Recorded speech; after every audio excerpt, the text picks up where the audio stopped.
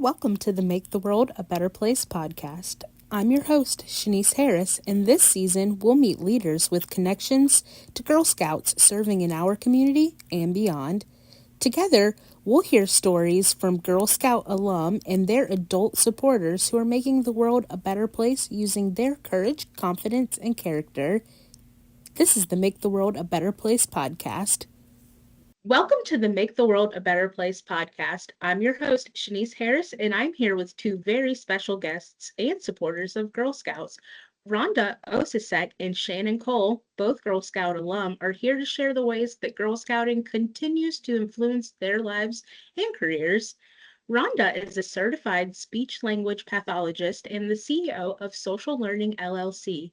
She's also the founder of GSCCC's amazing program partner, the Social Butterflies Club Social Skills Program. Shannon is a speech language pathologist assistant with years of experience in childhood education. She also works with the Social Butterflies Club. Welcome, Rhonda and Shannon. Thank you for Thank having you. us. Yes, Thank thank you you. both so much for joining us today. I want to dive right in and get to know more about you both and let our listeners in. So, I want to know either of you can take the floor with this. When and where were you a Girl Scout during your youth years? Shannon or Rhonda, would you like to start? Go ahead. Well, I'll start. This is Rhonda. I was a Girl Scout in Virginia Beach. I grew up here. My dad was in the military, and I have vivid memories of being a Girl Scout in Navy housing and meeting with my other Girl Scouts and having our troop meetings. And then as I got older, I was able to go to camp, and that is ingrained in my brain, learning all about the camping and what a latrine was and when to use the latrine, mosquito nets and daddy long legs, but most importantly, just bonding with the other girls around the campfire. I always felt like that was a really cool connection. So that's my story. I think Shannon takes it a little bit further. I did not have any girls. My son was in the Boy Scouts, but Shannon was lucky enough to have some daughters that she continued her Girl Scout interactions with.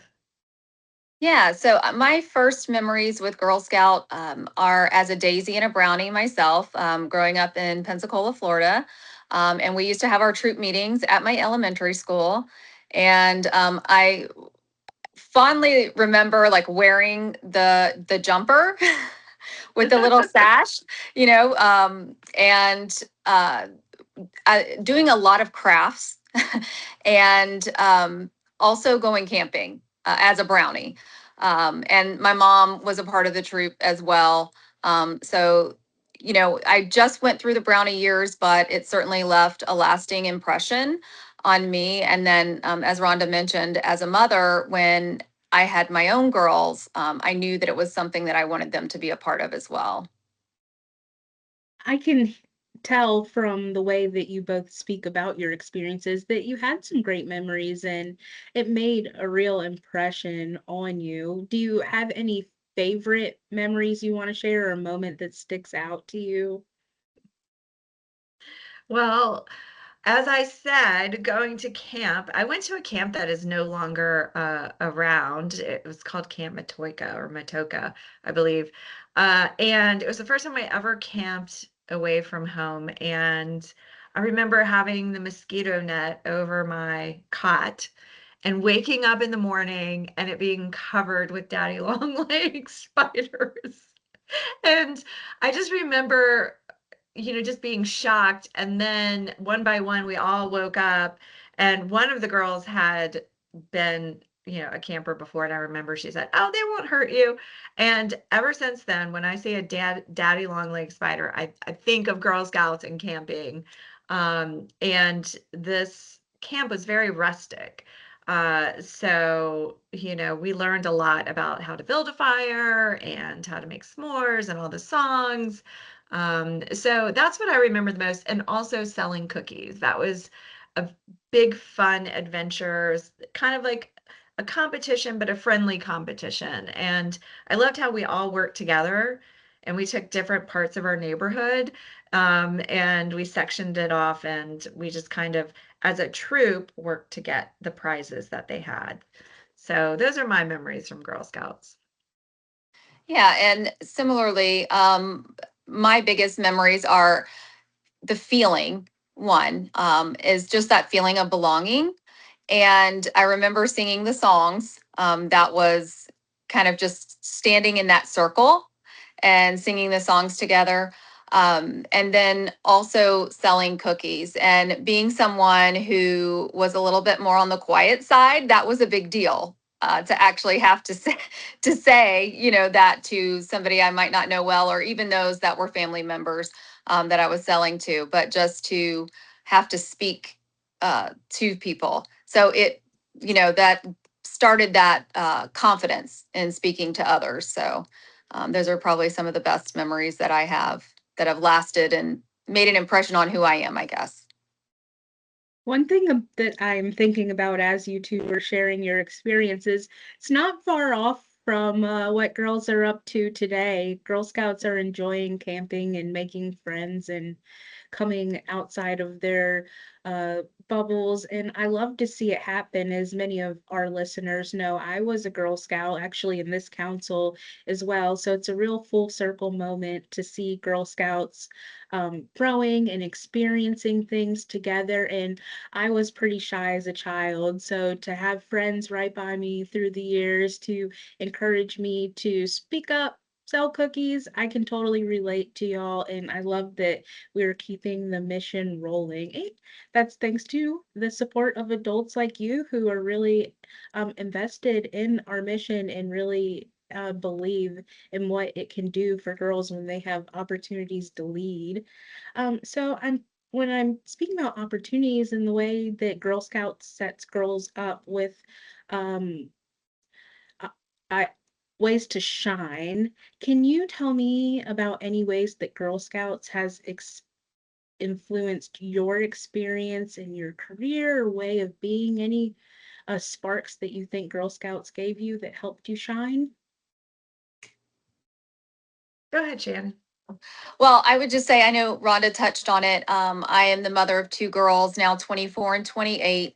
And my oldest daughter had or has a visual impairment. And so the social aspect of life was a little bit challenging for her during those early years. And so that's when I knew that Girl Scouts would be a place that would be a place that she could feel that she belonged. And so continuing on that Girl Scout kind of journey, I guess, if you want to say, um, into the role of a mother. And I became a troop leader so that we could create our own troop and she could enjoy those experiences. So, and then she was with Girl Scouts all the way through junior years. And then her younger sister also through Brownies. So, in addition to being a Brownie, I've been a troop leader. I've been the cookie mom. I've climbed high up into lighthouses when I'm terrified of heights because girls can do anything. So I think it's really Girl Scouts is woven just kind of into the fabric of who I am, I guess, in many aspects. Same. I feel the same way. I think, like Shannon said, she was shy. As a young child, I had a weight problem and I never felt self-conscious when I was with my Girl Scout troop. So I just remember like being accepted. And, what we do today in my business, that I help people that have difficulties. And I feel like Girl Scouts, we lifted each other up, and basically that's what I do. That's what Shannon does in our jobs.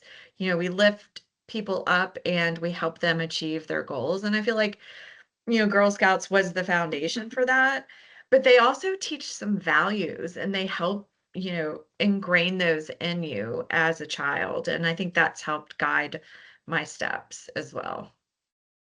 Absolutely. For girls of all ages and Yeah. even women, all adults, we just Mhm. want to belong. And I truly feel like Girl Scouts is a place that welcomes everyone, no matter Yeah. your interests, no matter your abilities. We've got something for you. And you touched on your business, the Social Butterflies Club, a bit. Yeah. Can you share a bit more, Rhonda or Shannon, about what you all do and how you also foster a sense of inclusion and belonging? Sure.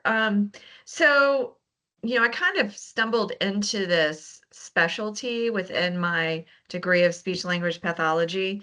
Social communication falls under the umbrella of speech and language development. And I started it maybe in 2004, helping some of my kiddos navigate their social world through communication and then just kind of breaking it down. And then, technology came along and more kids were having difficulties being face to face in that social interaction. So my programs just kept getting bigger and bigger. And what we do really is we teach them about friendship, what it means to be a friend, how to be a friend, and we teach kindness and all of these values that Girl Scouts teach. And, that's a lot of what the Girl Scouts stand for. And Shannon brought to my attention the Girl Scout program, like that we could be a partner with Girl Scouts. And when she said that, I just like lit up. I'm like, yes, let's do this. So Shannon was extremely instrumental in building our partnership with the Girl Scouts, and she helped plan everything, how we were going to do our badges, and it absolutely is parallel to what we do in our therapy groups. So she's the one that gets all the credit for connecting us, and we've loved it. We love working with the girls and teaching them all these things and bleeding it through and connecting it to Girl Scout values. And can either of you talk a little bit more of some examples of some of those past programs? I know Girl Scouts are able to earn badges at some programs with you all. Yeah, they have a social butterfly badge. Of course, we were going to connect with them. I think Shannon is the great one to take on this one. So she set it all up. She could tell you. Yes. Um, First, I think one of the things in kind of getting started in the program is we've both shared that feeling of belonging that we certainly wanted to continue for all girls. But also, it's a really powerful thing that Rhonda has started Social Butterflies Club. And, we are all women that are doing this within the community. So not only, should we belong, but girls are leaders. And so that's really one of the things that we hope to cultivate in them through our programs as well.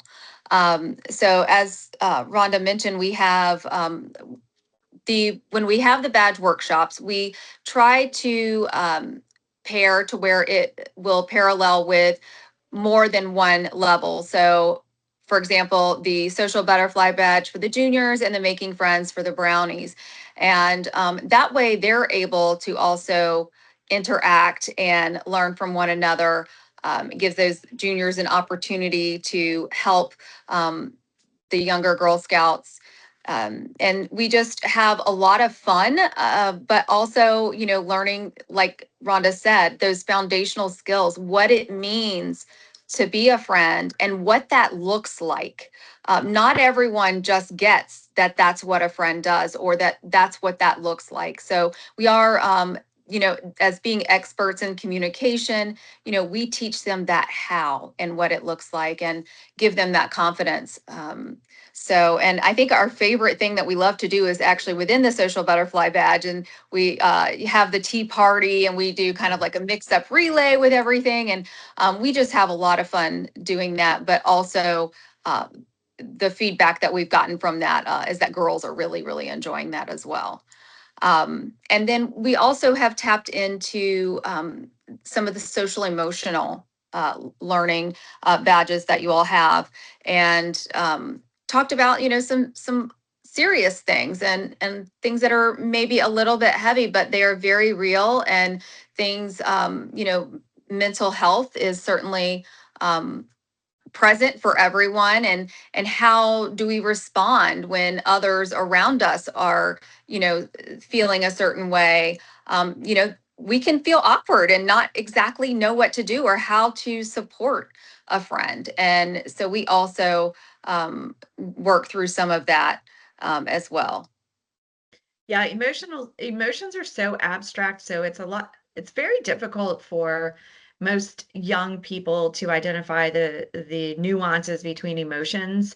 So we break it down in our groups, so it's very easy for us to blend it through the emotion badge that they have, and um, the friendship badges, and we just talk about what these emotions are and how there's different levels, and it's okay to feel all the emotions, but your reaction is what matters, and how to adjust and do that. So like Shannon said, we try to incorporate games because that's how children learn best, and they will grasp it quicker through games and through play. So we have a good time talking about some serious stuff.